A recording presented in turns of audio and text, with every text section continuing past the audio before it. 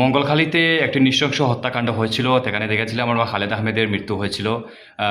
দীর্ঘদিন থেকে আজকে কয়েকদিন থেকে সেই প্রসেসিং চলছিল। আজকে আমরা দেখেছিলাম যে একজন আসামিকে গ্রেফতার করা হয়েছে। তো মূলত কীভাবে গ্রেফতার করা হলো এই বিষয়টা আপনি একটু জানাবেন আমাদের। আমরা ঘটনার পর থেকেই তো আমাদের ইনভেস্টিগেশন চালু ছিল। তার মধ্যে আমরা টেকনিক্যালের মাধ্যমে ওইটার ইনভেস্টিগেশনটা আমরা আগে যাইতেছিলাম।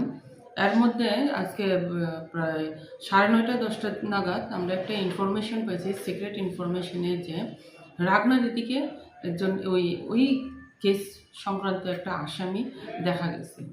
তারপর ওই কেসের ইয়েতে এডিশনাল এসপি স্যার, আমি এসডিপিও স্যার, আমরা স্টাফ নিয়ে যখন ওই এরিয়াতে সার্চ করা হলো, তারপর একজন জহরউদ্দিন, যার ডাক নাম হচ্ছে সাবউদ্দিন, 42 ইয়ার্স, বাবার নাম হচ্ছে আপনার Jalal Uddin, Mangalkhali ward number 2, Dharmanagar PS, ওনাকে অ্যারেস্ট করা হলো।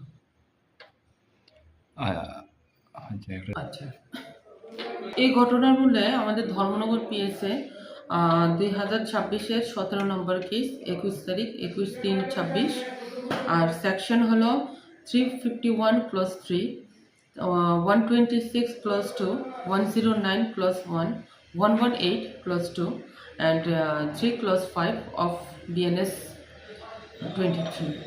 বাকিদের গ্রেফতার করার জন্য আপনাদের কীরকম পরিকল্পনা চলছে? আমাদের পরিকল্পনা চলছে যে বাকি 4জন যাতে আমরা অতি সত্বর অ্যারেস্ট করতে পারি।